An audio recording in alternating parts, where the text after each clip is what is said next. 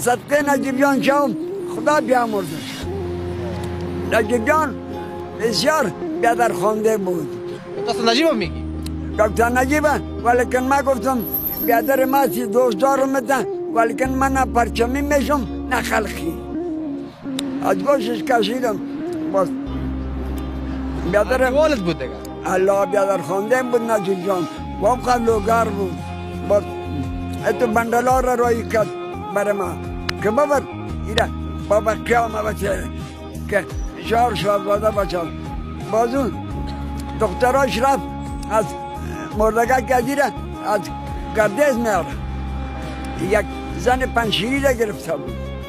دکتر نجیب نجیبیان زن پنشیری را گرفت. زن پنشیری را که گرفت این دخترها رفت که نجیب جان جنازه شن از گردیز میاره. با گردیجا گفت که نه